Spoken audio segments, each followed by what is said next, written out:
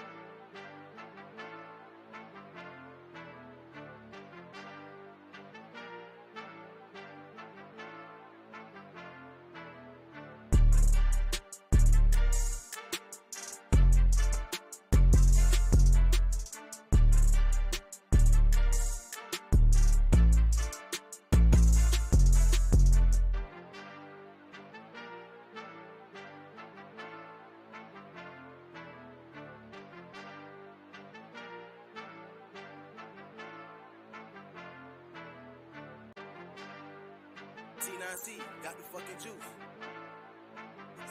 Silver's the new gold.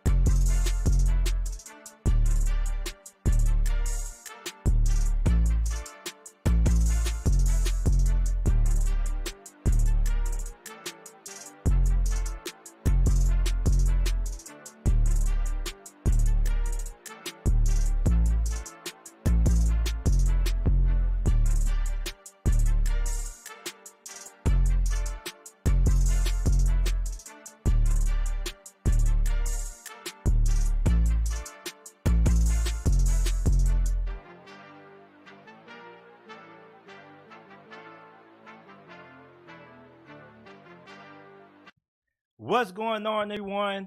Welcome back to another episode of the JT Sports Podcast. I'm your host, JT. Week 3 NFL reactions on tap. We're going to be discussing Chiefs, Bears, Cowboys getting stunned by the Arizona Cardinals. This has been a really crazy season.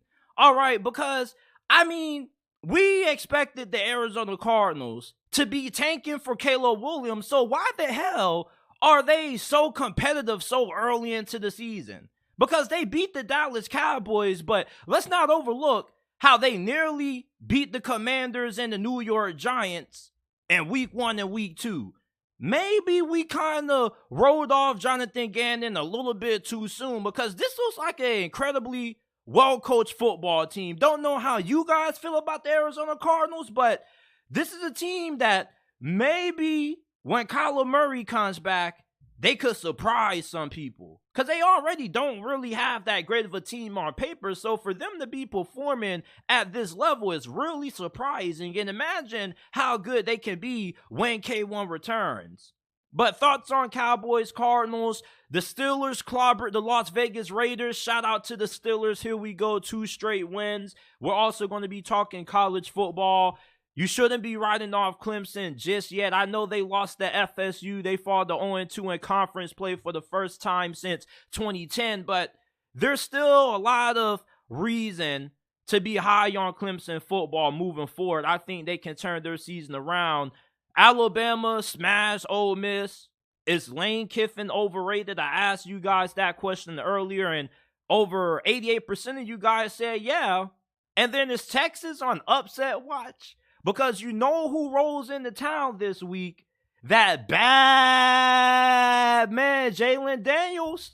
You know, Kansas, they're not just a basketball school, they're a football school too, people.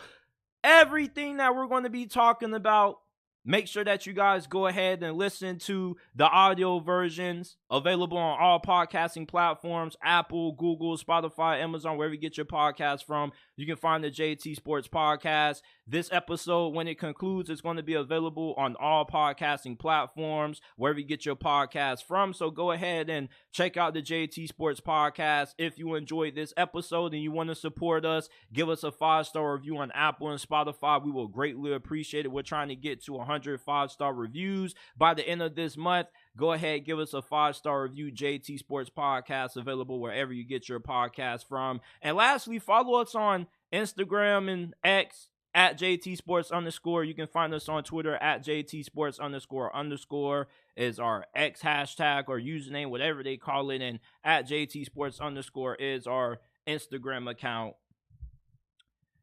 Pray for the Chicago Bears, man. They got demolished by the Kansas City Chiefs 41-10, and this was a really easy game for the Kansas City Chiefs. It looked like their offense was practicing against air. The Bears defense looked like a JV high school team. It was 34-0 at halftime, man. And, you know, Kansas City, even though they were expected to win this game by double digits, you didn't expect this game to look so easy for them. I mean, Patrick Mahomes looked absolutely flawless. He could do no wrong. 24-33, 272 passing yards, 3 touchdowns, no picks. He didn't get sacked once. The rushing attack averaged over 4 yards per attempt. Clyde Edwards-Helaire was really impressive. Isaiah Pacheco had a really nice game. And overall, as a team, Kansas City accounted for 153 total yards rushing on the ground. And they went 10-14 on third down. Like, the Chicago Bears, they might need to just burn this thing to the ground, fire everybody, trade everybody, and just go ahead and rebuild. Because this was a really ugly loss. And defensively, I mean, we know that Kansas City's defense has been on the tear this year. This has been the best defense that Steve Spagnuolo has had up to this point, being the DC in Kansas City. But damn, you talk about clamping up an offense. How about this stat? Chicago only had 99 yards passing from Justin Fields in this game. I mean, they had 3 sacks. And Chicago had more success running the ball than they did throwing it, even though they needed to throw the football to win this game. You look at Kansas City right now, and you ask yourself, is this still a team that should be viewed as the front runner to make it out of the AFC? Absolutely yes. And there's only so much you can take away from the Kansas City Chiefs because they are playing against one of the worst teams in the NFL. But you look at Miami putting 70 on the Denver Broncos and Kansas City hanging 41 on the Chicago Bears. I am just in complete disbelief at how bad the Chicago Bears are this season. A lot of people didn't expect much from Chicago, but did you expect them to be as bad this year as they were last year? Because the way they are playing right now, they probably could be in contention to get the #1 overall pick for the second straight year in a row. I mean, this team is an absolute disaster. Fire everybody. Ryan Poles, he has to go. The free agency acquisitions aren't panning out. Justin Fields, you got to ship his ass off too. He may not be a bust. Somebody else may be able to save him, but I think for the Chicago Bears, you need to start over at QB. Caleb Williams will be a good starting point for you. Matt Eberflus, he has to go. He's a defensive-minded head coach, and they got arguably the worst defense in the NFL. The Bears are a complete disaster. All right, and if this game didn't confirm this, wait until next week. Because we got the Denver Broncos taking on the Chicago Bears, and next week's matchup for the Chicago Bears is pretty much going to make or break this season. This is why I'm not quick to come on here and say the Bears season is over, even though it looks like it's over. But depending on if they can beat the Broncos next week is going to decide if they should go ahead and throw the damn towel on this season or if they can turn this thing around. But it's not looking good for Chicago. And you can't even make no more excuses for Justin Fields. He didn't play well in this game, but the whole team around him didn't play well. The coaching staff, they didn't look like they had this team prepared. The play calling was abysmal. I mean, we thought that we were going to see Justin Fields utilized more in this game like how he was last season. But we didn't. I mean, the Bears tried. He did get more rushing attempts. But other than that, I mean, this offense didn't improve at all. The Bears are the worst team in the NFL. They're worse than the Arizona Cardinals. Can you imagine that? Imagine the Arizona Cardinals, a team that's projected to have the worst record in the NFL, who has the least talented roster in the league, winning the game before you do. And they did it against the Dallas freaking Cowboys. It's a mess in the Windy City right now. There are a lot of tough conversations that need to be had about every single position on this team. I mean, everybody who was penciled in as a starter for the Chicago Bears in last week's game needs to be competing for their starting job next week against the Denver Broncos. Because this team played awful in this game. Every single position. If you were grading every single position from quarterback to cornerback, everybody would have an F+ performance for the Chicago Bears in this game. They made this game look way too easy for the Kansas City Chiefs. It looked like they was just having another day of practice. You feel me? This is supposed to be an official NFL game, but Kansas City treated it like it was the preseason damn near. At least it looked like it. So the Chiefs roll through the Chicago Bears. The Bears still have yet to win a game this year. And it looks like this team is on their way to once again having the #1 overall pick for the second consecutive year in a row. But that wasn't the most surprising game of the year or of the week. Because the Arizona Cardinals shocked the Dallas Cowboys 28-16. I thought that this season was already getting chaotic, but you mean to tell me that the Arizona Cardinals won the freaking game?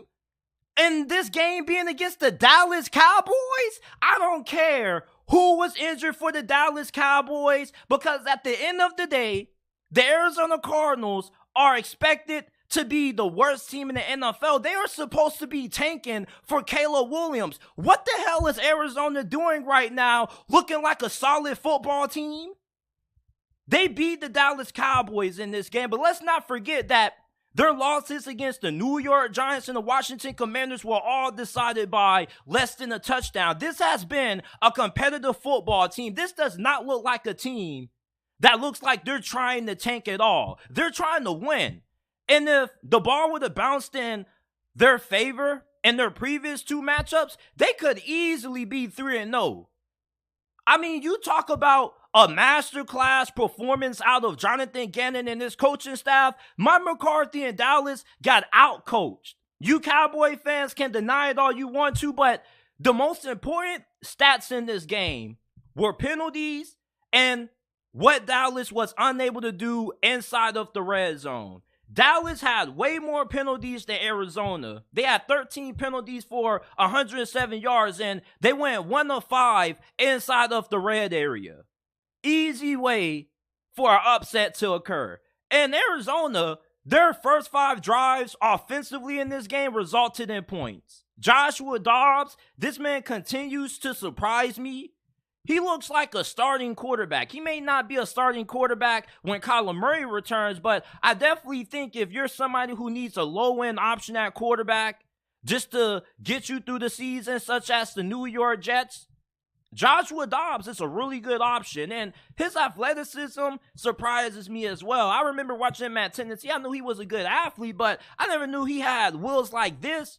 There was a play really early in this game when it was a read option. Michael Parsons crashes down, and Joshua Dobbs pulls in. He gets a really big gain. And James Conner, I have to give James Conner his roses because he quietly is one of the better running backs in the NFL. Would you consider James Conner to be a top 10 running back? Because he looked like it in this game. 98 rushing yards. He was averaging 7 yards per carry. Do you know how sick it was to see James Conner play in this game? He was averaging nearly a first down every 2 carries.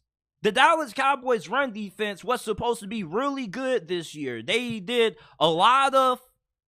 spent a lot of time during this offseason trying to revamp this run defense. That's why they drafted Monty Smith in the first round of this past year's NFL draft. But this run defense was non-existent in this game. James Conner had a really good performance. Rondale Moore, he had a 45-yard touchdown run, and that goes to show you the creativity of the Arizona Cardinals offensive coordinator, putting Rondale Moore in different positions to take advantage of his strengths. And one thing that Rondale Moore excels greatly at is being really fast and agile, and he has really good short area quickness. And the Arizona Cardinals have found ways just to give this man the ball, something that Cliff Kingsbury had a hard time doing. This was a masterclass performance out of the Arizona Cardinals. It doesn't matter who the hell was down for the Dallas Cowboys. The Cowboys were out a couple of offensive linemen, but the Arizona Cardinals were down a couple of starters on the defensive line.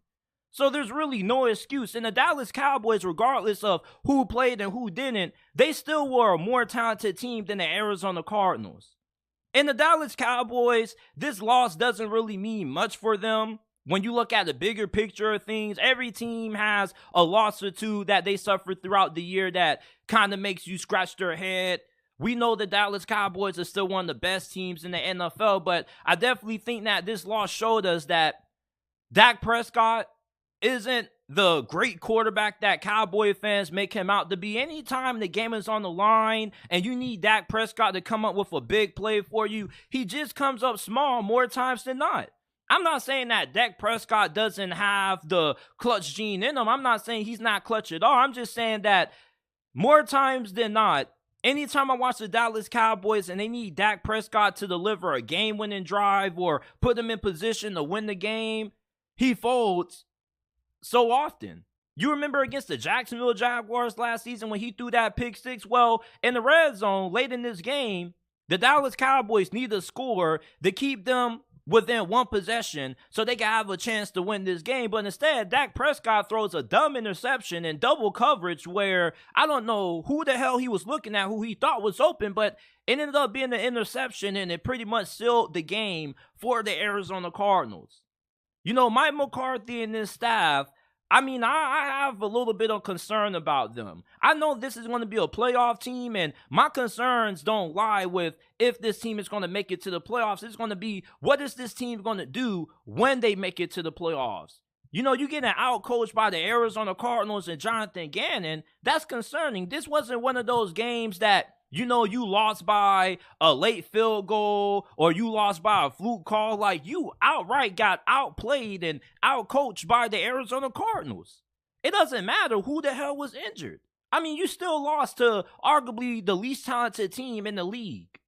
There's no excuses for this loss. Now, at the end of the day, this loss doesn't tell us that the Cowboys are frauds or anything like that, but it definitely tells us that this is a coaching staff that has the tendency to get out-coached on any given weekend. That can happen to majority of coaching staffs out there, but I don't think you're going to see Kyle Shanahan and the 49ers getting out-coached by the Arizona Cardinals the way that Dallas did. It's just like when it comes to some of the best teams in the league and some of the best coaches in the league, you know that even if they have a little bit of a slow performance against a team that they're supposed to blow out or a team that they're supposed to beat, they still find ways to win. The Dallas Cowboys couldn't find a way to beat the Arizona Cardinals the way that the Giants did or the Commanders did. And I think that maybe the injuries that they suffered and the loss of Trayvon Diggs for the rest of the season maybe had demoralized them from a morale standpoint going into this game, and that's why they came out looking a little flat. But there's some concerns in this game that I take away looking at the Dallas Cowboys moving forward, and this coaching staff definitely is one of them. I still think that this will be a playoff team because of Dan Quinn and how good this defense was, but this offense can look really bad at times, and this red zone offense in this game is really alarming. So if there's something that you should take from this game that possibly could be an issue for the Cowboys for the remainder of this season, I definitely think that red zone offense is going to be one of them. The Arizona Cardinals didn't have a fully healthy defensive line, and yet they kind of had their way with the Dallas Cowboys offensive line at times. You know, the Arizona Cardinals, maybe we seem to have overlooked, and maybe we written off Jonathan Gannon just way too soon, because when he first got hired by the Arizona Cardinals, a lot of people labeled it as a bad hire. Many Eagles players didn't even like him when he was the defensive coordinator. Well, right now, he's proven a lot of those doubters and detractors wrong, because they won this game, and they also very well could have won their previous two games also. The Cowboys, they couldn't execute in the red zone. Dak Prescott didn't have a good performance in this game. That late interception pretty much sealed the deal, and the Cardinals just look like a better coached team than the Dallas Cowboys. Were they the more talented team in this game? No, but they were more prepared, and they had better coaching in this game, and that's a large reason why I believe the Cardinals shocked the Dallas Cowboys. And I think that the Cardinals, moving forward, aren't just one of those teams that you just look at on your schedule and it's going to be an easy win. The first three games of their season should tell you everything that you need to know about Arizona. Even if this team isn't all that good and maybe they only win 3 or 4 games, you can bet every single dollar in your pocket that a lot of these games that Arizona's going to play in this year are going to come down to the last drive or one possession games. And I'm really excited to see how good this team looks when Kyler Murray comes back fully healthy. I mean, Arizona, they're 1-2, and it's a big surprise because this team I thought was going to be a 0-3 team up to this point, and I thought that they were going to get blown out in every single game. But the fact that they got the worst roster in the NFL and they're hanging with the New York Giants and the Washington Commanders, and they're able to pull off an upset win over the Dallas Cowboys, shows me that Jonathan Gannon is a solid head coach, and he has assembled a really good coaching staff. And this reminds me, similar to when Brian Flores was the head coach of the Miami Dolphins during his first year. You remember when they got blown out in a couple of games early, but then they started to compete later on throughout the season, and a lot of people thought he should have been coach of the year because the Dolphins won a couple of games despite having the worst roster in the league and expected to not be a good team.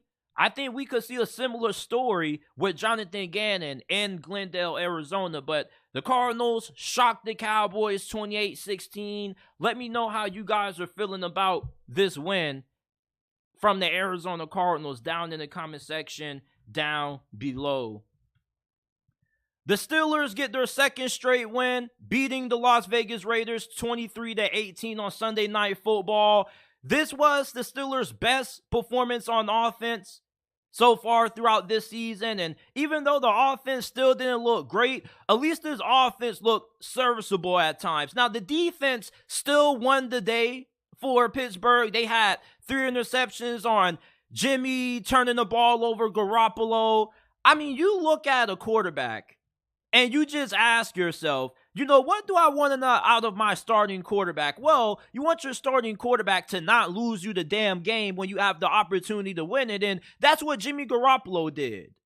I mean, the final offensive possession for the Las Vegas Raiders, Jimmy Garoppolo throws an interception, his second to the same player, and Levi Wallace. And I just look at Jimmy Garoppolo, I'm saying, bro, like, why the hell would you throw that pass? And even before that, Las Vegas had the opportunity before their final offensive drive to go ahead and try to tie this game up. But instead of going for the touchdown and the potential 2-point conversion, Josh McDaniels opts to kick the field goal. And many people criticize this decision by Josh McDaniels, but I don't really get what all the criticism is for when, Josh McDaniels at the end of the day still got what he wanted. He kicked the field goal, the defense got to stop, and his offense had the opportunity to win the game with the ball in their hands. If you're an offensive-minded coach, that's how you want the game to play out. You want to be able to kick a field goal, rely on your defense to get a stop for you, and then give your offense the opportunity to go ahead and finish the game. The problem with that is that you got Jimmy Garoppolo, who necessarily isn't really great when you need your quarterback to engineer a game-winning drive and put you in positions to win. So if you're the Las Vegas Raiders, if I'm Josh McDaniels and I got Jimmy G at quarterback, it's like, man, I'd rather go ahead and go for the touchdown, get the 2-point conversion, just go ahead and try to win the game when I'm already in easy scoring range for a touchdown versus asking Jimmy G to have to drive me the length of the field to put me in position to win. But I don't necessarily think it was a terrible decision by Josh McDaniels because it still played out the way that he wanted it to. He still got the final result that he wanted, which was his offense having a chance to win the game for him. That's exactly how you draw it up. So I don't really get the outrage over the decision because it still worked out in his favor. And if Las Vegas would have missed the field goal, then okay, it makes sense. But let's not act like Josh McDaniels going for the field goal lost this game for the Raiders. What lost this game for the Raiders was Jimmy Garoppolo playing garbage when the game was on the line. And the Las Vegas Raiders, their defense didn't look good. You're going against one of the worst offenses in the NFL, and this is coming from a Pittsburgh Steelers fan. Like, Matt Canada's play calling still doesn't look good. The offense just was able to look better in this game because Kenny Pickett had a really good performance and the receivers stepped up and made some really nice plays. Calvin Austin had a big 72-yard touchdown in the first quarter. George Pickens also had a really good game, but Kenny Pickett, he was really solid in this game. He definitely had his best game of the season. He was 16 of 28, 235 through the air, 2 touchdowns, no interceptions. This was the kind of performance that you want to see out of Kenny Pickett. And I had a homeboy that was like, Kenny Pickett, ain't that y'all franchise quarterback? I looked at him crazy. I was like, franchise quarterback? I don't know about all that, but he's the quarterback. You feel me? And Kenny Pickett did what was needed to win this game. But for the run game, it still is non-existent. I don't care if the Steelers had a lot of yards on the ground. I think a good way to tell if you have a good rushing attack is looking at how many yards you average per carry. If you're averaging anything under 4 yards per carry, your run game sucks. And the Steelers only average 3.4 yards per carry anytime they run the football. Najee Harris doesn't look that good. Jaylen Warren looks better than Najee Harris, just keeping it a beam with you. And I'm a little bit biased because I've been covering Jaylen Warren dating back to his time at Oklahoma State, but he just looks like he has way more juice and he's just way more dynamic and explosive than what Najee Harris is. And for a guy like Najee Harris, when you're playing behind the offensive line that's not that great and you don't really have that explosiveness that a guy like Jaylen Warren has, I think it's really pivotal that your offensive line that's opening up those running lanes in front of you is really good. When you got a guy like Jaylen Warren who's able to be explosive and he has more acceleration than a guy like Najee Harris, even if the blocking isn't there, he still has the agility and the speed to find a small run lane and being able to cram through it and turning a bad run play into a good run play. But Najee Harris doesn't really have that ability that I think Jaylen Warren kind of has. Like with Jaylen Warren, I think that he's a running back that can do more with terrible blocking than what Najee Harris can. Sometimes you just have running backs like that. Now, I'm not saying that Jaylen Warren is just a complete better back than Najee Harris, but I do think right now, given the state of how this offensive line has performed for the Steelers, Jaylen Warren right now gives this offense a little bit more juice at running back than what Najee Harris does. Najee Harris, with his skill set being a power back, I think he more so needs good offensive line play versus a guy like Jaylen Warren, who's fast enough that if he gets a little bit of space off the edge, he can turn a play that could result in 2 yards into a 15-yard gain. Now, for the Raiders, you know, they're 1-2 now. Like I told you guys before the season, this team is not going to be good. I think they're only going to win no more than 2, maybe 3 games. And this game kind of confirmed the problems that I had with the Las Vegas Raiders. This offensive line was getting beat up by the defensive line of the Pittsburgh Steelers. And this is an offense that, you know, you think they could be really good because they do have talent. They do got a really good group of wide receivers. Davante Adams was going crazy. I mean, he had like 170-something yards. He had 2 touchdowns. There was not a single defensive back on the Steelers roster that could cover Davante Adams in this game. But outside of him, you got Jacoby Myers, you got Hunter Renfrow, but we didn't really see a lot of Hunter Renfrow in this game. And there's a couple of other really good skill players that they have on this offense that the Raiders didn't really utilize against this Steelers defense. And hell, even the tight ends, Michael Mayer, he looks pretty good. You would have loved to see him get a little bit more action in this game. It's just that Josh McDaniels and the Las Vegas Raiders, you know, for him to be an offensive-minded coach, they really look flat in this game. And I do get that they were going against one of the best defenses in the NFL, but still, like, you just expect more out of your offense.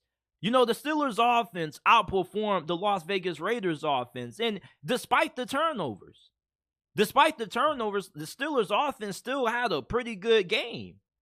And for the Raiders moving forward, Josh Jacobs, you can't get him going. This is somebody who led the league in rushing last year, and he had, -2 rushing yards in your previous outing against the Buffalo Bills, and in this game, he didn't really look all that better. He was held to just 62 rushing yards, and TJ Watt, he couldn't be stopped neither. The Las Vegas Raiders, I don't think they're a really good team. I think they are one of the worst teams in the NFL. They aren't really well coached. The defense hasn't played great, and it shows because Matt Canada had probably the best play calling that he's had all season, and even in this game, people were calling out the play calling. Le'Veon Bell, early in the game, was saying, what is this play calling? It looks trash. But the Steelers beat the Las Vegas Raiders. They improved to 2-1 on the season with the 23-18 win, and the Las Vegas Raiders fall to 1-2 on the season with their second straight loss.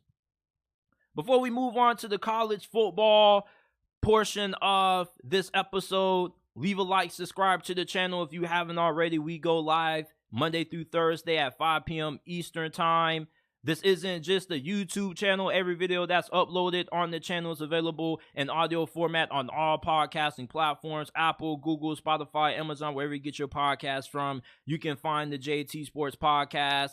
If you want to support us and you enjoy the content in the channel, give us a 5-star review. It's the best way to support the channel. Take your smartphone, look up the JT Sports Podcast on Apple and Spotify, and go ahead and give us a 5-star review.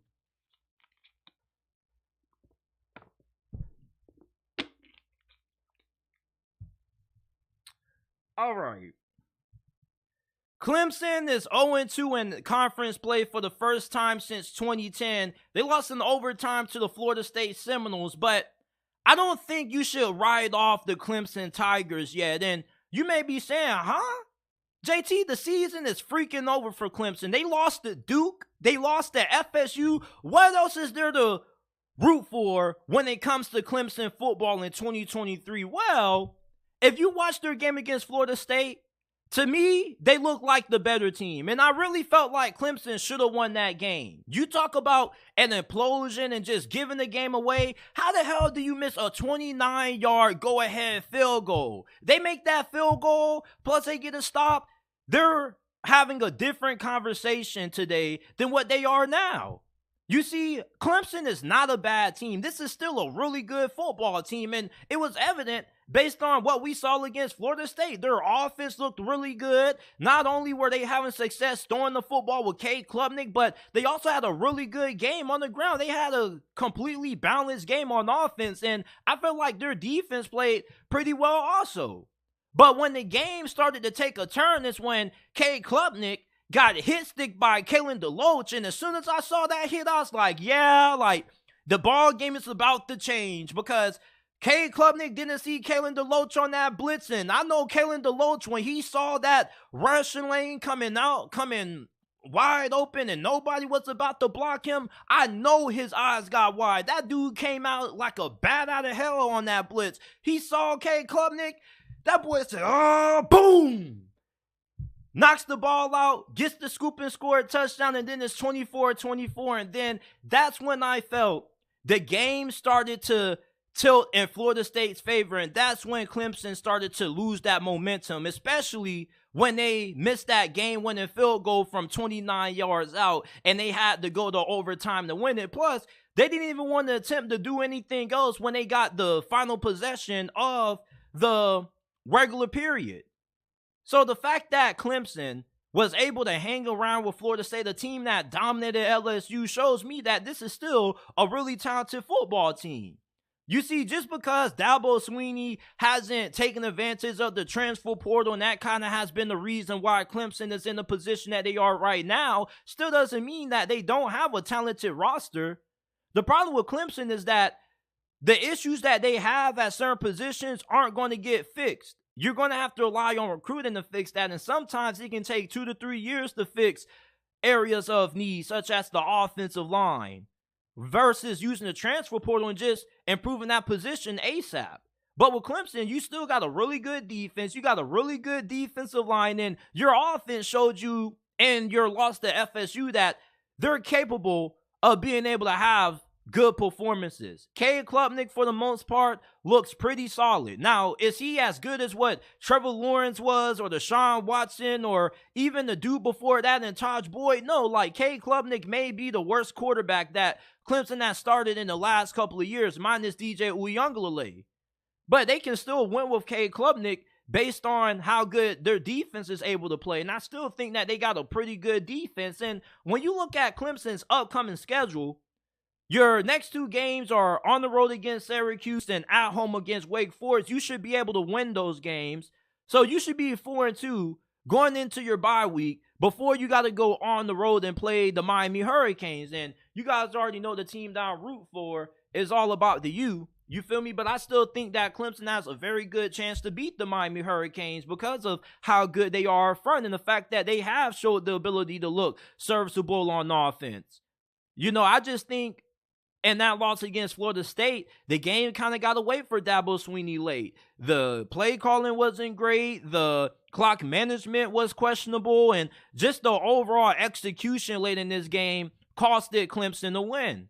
Clemson doesn't look like the same program that they once was 2 or 3 years ago. You see, what separates good teams from great teams is that you see Florida State, and some of their lackluster performances, like in this one and the previous week against Boston College, even though they didn't play their best football, they were still able to win games because they were able to come up big late in games when it mattered the most. And that's all that really matters. You see, it doesn't matter how good you start the game off if you're not able to play a whole entire 60 minutes.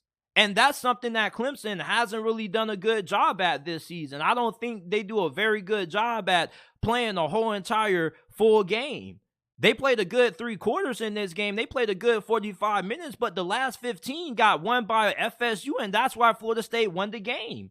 You see, great teams have something that I call the trapdoor ability. Anytime it seems like they're about to lose, they just find a way to win. Clemson doesn't have that. And it was evident in their loss against FSU. But even though they don't have that, that doesn't mean that they're a bad team. This is still a team that can win 9-10 games. They probably could win out the rest of the year. It just depends on how many one-possession games are they going to find themselves in, and are they going to have the implosion in those games that they did against the Seminoles. You got to play NC State after you play Miami on the road. You got Notre Dame, Georgia Tech, UNC, South Carolina. I don't really see a single team on Clemson's schedule that I don't think they have a chance at being able to beat. I mean, I still think that they should beat their next two opponents, and they should at least be able to beat either Miami or Notre Dame, and they should be able to beat South Carolina and UNC, because I don't think North Carolina is that great of a team. And South Carolina, I just think they're a program that right now they're kind of stuck at 7-8 wins. Clemson, don't give up on them yet. This is still a very good team, and the game against FSU kind of got away from them late. But if they can play that same way that they did for the first 3 quarters for the remainder of the season, and they're just able to execute better in the fourth quarter when they need to go ahead and just seal the victory, I think that Clemson can turn their season around. So I'm not about to count out Clemson and Dabo Swinney just yet, even though they are off to a slow start. But I like what I saw in their loss to FSU. Now, against Duke, you know, they got ran out the building. It wasn't really close. Duke looked like a way better team. But if they were to play Duke again, you wonder if that game would go the same way, because week 1, teams tend to come out a little bit slow, a little bit rusty. So I'm not giving up on Clemson and Dabo Swinney just yet. There's still a lot of football to be played, and Clemson is still a really talented football team. It's not like FSU just steamrolled Clemson. Like, Clemson had fair control of that game. They kind of just choked it away. Now, let's get into this, right? Oh, man, I got to find my notes again. Hold on real quick, y'all. I got to go ahead and get my notes again.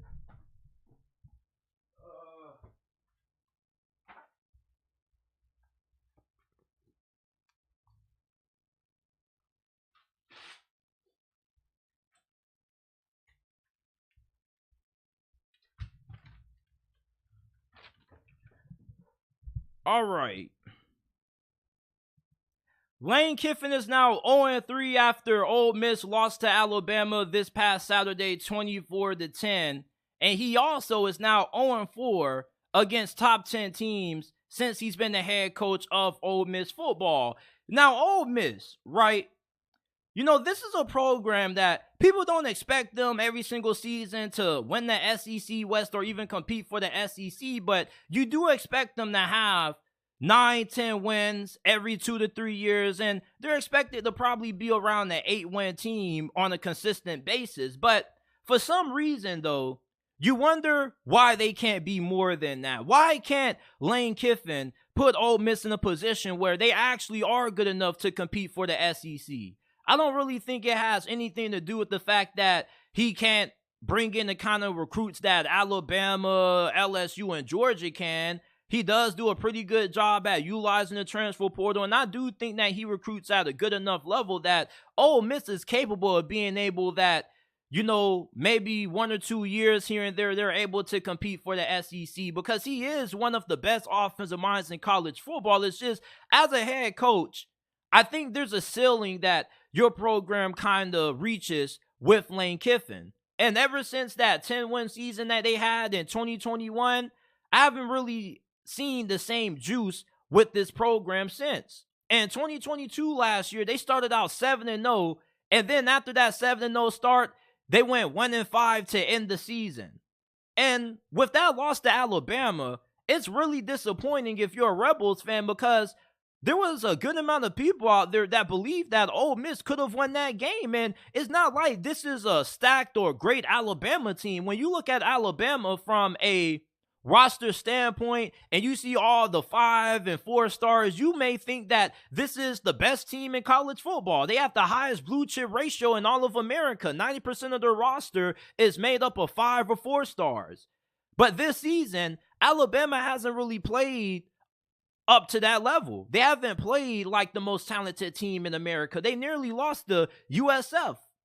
So if you're an Ole Miss fan and you're Lane Kiffin, you would think that you would have had a great chance of being able to beat Alabama. And even after the game, like, Lane Kiffin, he felt like, you know, we thought we had a great chance to win this game. Well, you didn't get it done because your offense stunk in this game. Alabama's defense pretty much clamped your offense for the whole entire game pretty much outside of your first couple of drives. Jackson Dart didn't look good. Your defense, I didn't really think had the greatest performance.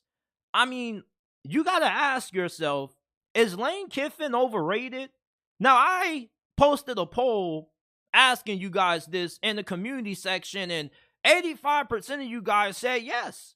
And you know, when I look at Lane Kiffin, I like him. I don't have anything against him. I like his personality. He's one of the funniest coaches to keep up with and listen to the press conferences. But when it comes to being able to have a team ready to play against some of the best teams in the SEC, Ole Miss always comes up small. Ole Miss, last season, where was any of their big wins at? Where are any of the signature wins that Lane Kiffin can say that he has on his resume as the head coach of Ole Miss? I mean, you couldn't even beat one of Nick Saban's worst Bama teams. And even though they were playing on home, I mean, it's not like Alabama's offense was lighting the world on fire. I mean, that was a winnable game for Ole Miss.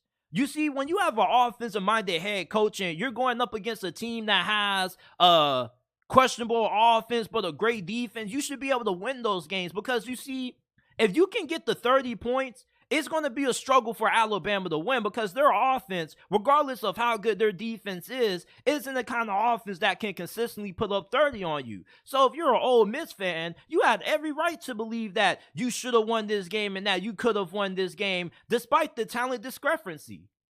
I mean, Alabama isn't really executing all that great offensively, so therefore, with the weapons that Ole Miss has at receiver and how good their offensive line is, this was probably the best year and the best chance that Lane Kiffin had at being able to get a win over his former employer. And if you can't beat Alabama, how are you going to be able to beat LSU? You lost to Arkansas last year. You know, like, are you going to be able to beat Auburn? I mean, it's one thing to win the Egg Bowl. That's cool. The Egg Bowl is your big rivalry game. But what about the other big-time matchups that you have to face off against? You know, like, their next 4 games are against LSU, Arkansas. Then after their bye week, they got Auburn on the road, then Texas A&M, then Georgia. Do you guys see Ole Miss winning any of those upcoming matchups? I don't think they're going to beat LSU or Arkansas. I think they got a chance to win those games. So Arkansas game could go either way, because Lane Kiffin and Sam Pittman are kind of in similar positions right now in terms of where the season is starting to head. But can you beat Auburn on the road? Texas A&M, Georgia? Like, we got to start seeing Ole Miss pull off some big wins under Lane Kiffin. You know, like, we all like Lane Kiffin. At least most of us like Lane Kiffin. But when are we going to start seeing the results? You know, Lane Kiffin is supposed to be this offensive guru. But yet, this offense, their best season, they won 10 games when they had Matt Corral. And ever since then, they haven't had that same amount of success. I mean, even Dan Mullen at Florida was able to get Florida to the SEC championship, and they had a competitive game against Alabama. When are we going to see Ole Miss put up a competitive fight against Alabama? You know, like, it's like every time they play Alabama, you know they're about to get their ass beat. It was never like this when they had Hugh Freeze. Anytime you had Hugh Freeze, there was not a single team that you didn't have a chance at beating. You know, like, I think Lane Kiffin gets a little bit too much praise for how good he is on the offense side of football, and he doesn't get held accountable for his overall performance as a head coach in the SEC. You see, anywhere else that Lane Kiffin could coach at, this would be a solid resume. You know, he's been to a New Year's Six bowl game. He does have a pretty good win-loss record at Ole Miss, but Ole Miss is stuck with Lane Kiffin being the head coach. Like, Hugh Freeze at Auburn potentially is good enough that Auburn could be in the SEC championship consistently in the next couple of years, depending on how well he's able to recruit and navigate the transfer portal.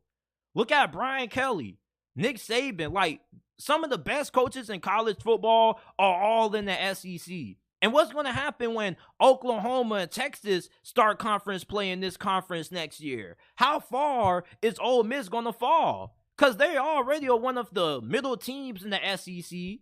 I won't say they're in the top echelon, but they're in that category that you can expect them to be an 8-win, 7-win program consistently. But when Texas and Oklahoma enter the fold, Is this still going to be a team that you can look at and say, yeah, they got Lane Kiffin, you can trust them to win 7, 8 games? When the Sooners and the Longhorns come, Ole Miss, they may end up being a 5, 6 win team, because if you're 0-4 against top 10 teams, how are you going to play against some of the best teams in college football that happen to be in this conference? You know, that's my problem with Lane Kiffin. Anytime they go up against some of the best teams in this conference or in all of college football, they struggle. And Ole Miss just seems to be a program that does have the potential to compete for an SEC title every once in a while. I'm not saying that Lane Kiffin needs to have the Rebels competing for the SEC every single season. I'm realistic. I understand college football revolves around recruiting, and Ole Miss, just based on where they are from a location standpoint, they're not going to be able to bring in the kind of recruit consistently that Alabama and Georgia do. I'm not expecting them to be able to bring in top 5, top 10 recruiting classes. That's not what I'm saying. What I am saying is that, you know, for Ole Miss, having the resources that Lane Kiffin has, you know, you would think that this would be a program that, you know, every 3 to 4 years, they should be able to compete for a title in this conference, such as Auburn, when Gus Malzahn was the head coach there. You see, the thing with Gus Malzahn was that he wasn't that consistent, but you knew that every 3 years, Auburn was going to be up there competing for an SEC title. Why can't Ole Miss be in that same predicament? Why can't they put themselves in that same conversation where, you know, we may not be a consistent contender within this conference, but every 3 to 4 years, we're capable of being able to pull off a 10, 11 win season, and we can make it to Atlanta. You know, Lane Kiffin, for somebody that gets so much praise and so much admiration amongst the head coaching world, I don't really see the results. You know, he's a solid head coach, but I don't think he's a good head coach. And you just wonder, you know, with how tough their schedule is about to get, if their season is about to go left, and if we really are about to start looking at Lane Kiffin in a whole entirely different light. I mean, I love Lane Kiffin. He's one of my favorite coaches in college football, but damn, 0-3 against Bama, 0-4 against top 10 teams. When is Ole Miss going to get their signature win? When are they going to get a win that really can put them on the map? A win that Rebels fans can really look at and say, oh yeah, like, this is the biggest win of the Lane Kiffin era. Like, they've yet to have a win like that. You can't beat one of the worst Bama teams that Nick Saban has ever had. And what are you going to do against LSU and Arkansas in the next couple of weeks? Are you going to be able to beat Auburn? We are about to find out a lot about Lane Kiffin and this Ole Miss program within the next month. Because, I mean, this season, they're 2-1 right now. It hasn't gotten off the rails, but you look at how last season went, and you look at how this season possibly could go. I mean, they could start 2-0 and then lose their next 4 games and easily be 2-4. You know, I think Lane Kiffin is, I'm not going to say he's the most overrated head coach in college football, because I definitely think there are way more overrated coaches such as Ryan Day and, you know, Lincoln Riley per se.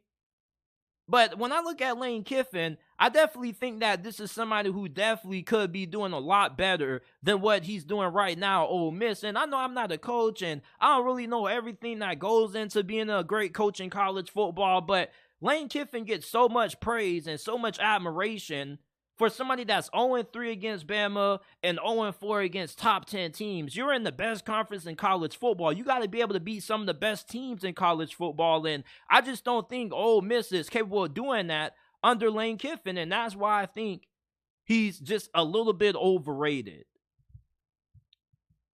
Could Kansas stun Texas this week? Both of these Big 12 teams are walking into this game 4-0, and Texas is a 17-point favorite going into this matchup. Now, Kansas, they got a really great quarterback, and Jalen motherfreaking Daniels. And if you don't know who Jalen Daniels is, you need to watch some highlights, because this is one of the best quarterbacks in all of college football. And before he got injured last year, Kansas was 5-0. They were ranked in the top 25, and he was a legitimate contender for the Heisman Trophy. Now, this season, Kansas is going into this game, once again, ranked inside the top 25.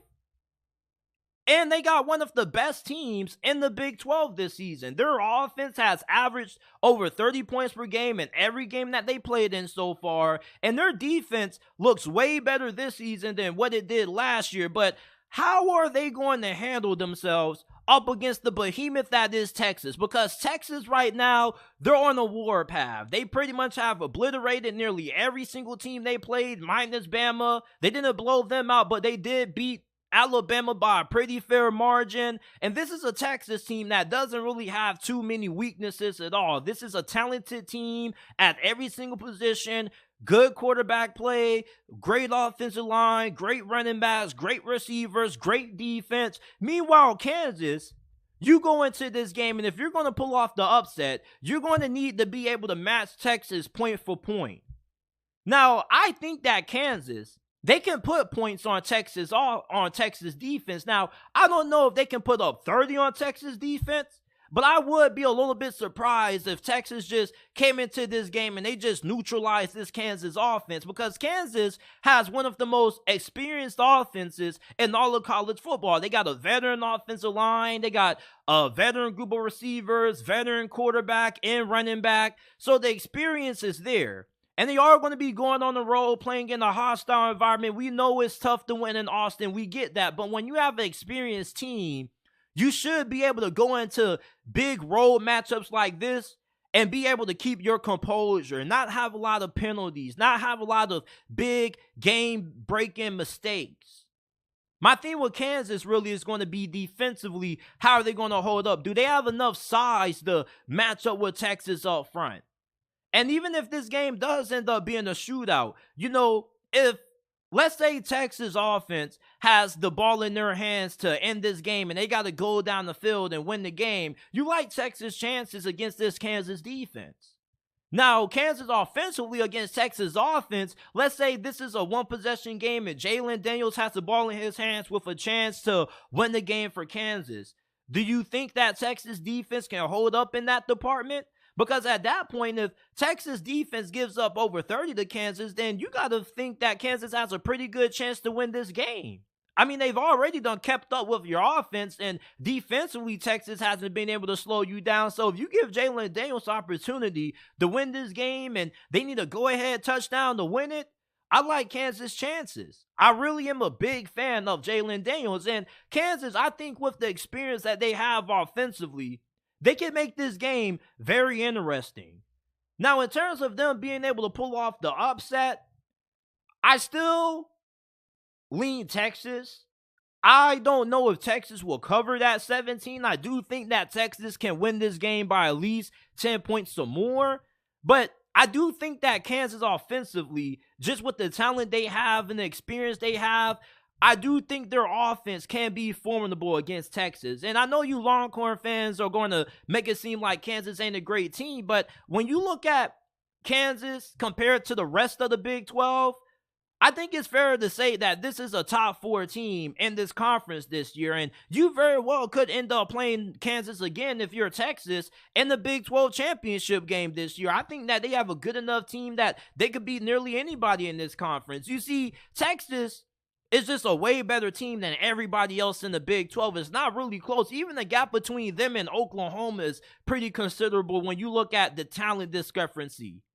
But other than Texas, I think that most teams in the Big 12 are pretty evenly matched in terms of talent. Like, Texas has the big talent discrepancy, and then second behind them is Oklahoma. Then after that, everybody else is pretty much on the same level. When you got a superstar quarterback like Jalen Daniels, and as long as you have a solid team around them, a solid offensive line with some solid pass catchers, I don't really think there's too many games that you don't have a chance at being able to stay competitive in. You know, we saw Colorado get blown out by Oregon last week, but that's because even though they had Shedeur Sanders, they didn't have a great offensive line. Their offensive line got obliterated. If Kansas can handle themselves on the offensive line and give Jalen Daniels time to throw the football, they can hang with Texas, at least for the first 3 quarters, until Texas ultimately is able to pull away in the 4th quarter potentially. You know, Kansas has a very solid roster, but do they have enough depth to last the full 4-quarter game with Texas? And Jalen Daniels, you know, if Kansas is going to win this game, he's going to need to have the best performance ever.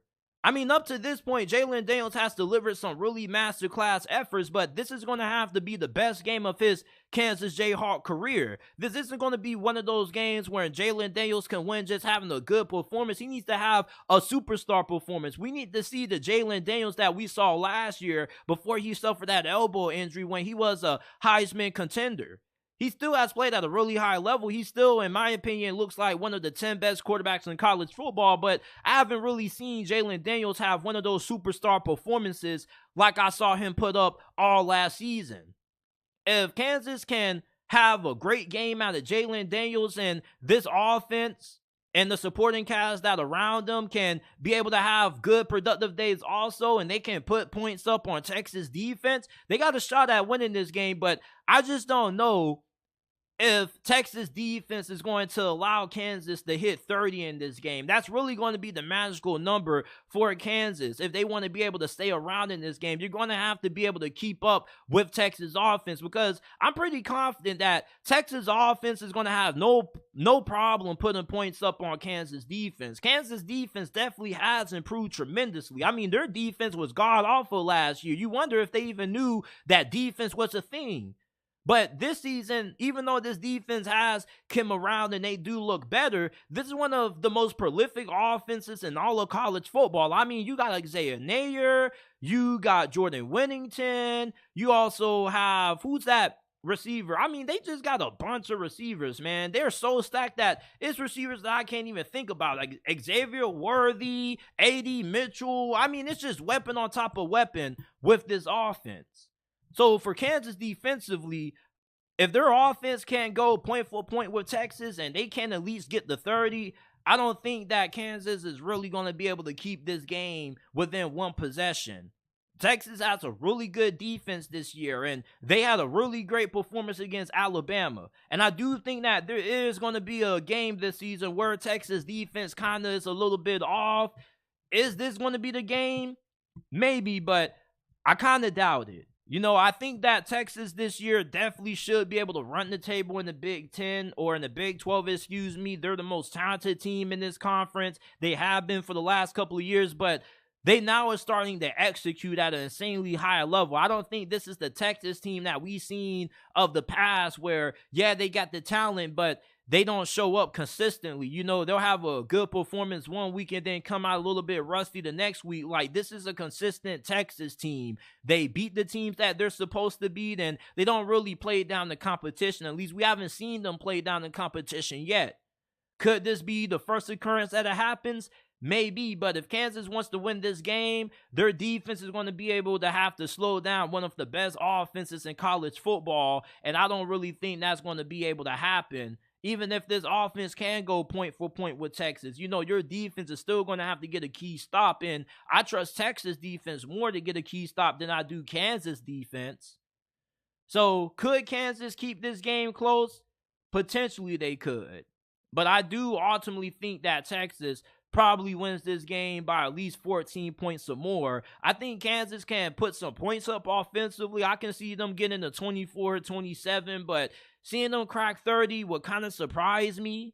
And Texas defense will be tested in this game because this is the best quarterback that Texas has played up to this point, and it probably will be the best quarterback that they play for the remainder of this season. And my guy Jackson Wages in the comment section says Texas played down to Wyoming for 3.5 quarters. Yes, they did, but you got to remember that this was coming off a big win after they beat Alabama. So, of course, they were kind of going to play a little bit down to Wyoming after coming off a big win like that. But against Kansas, you know, this is a team that's ranked inside the top 25. They got a really good quarterback. I don't think anybody on Texas is taking Kansas lightly. Unless Kansas can get a couple of big stops defensively, I don't know if they can pull off this upset.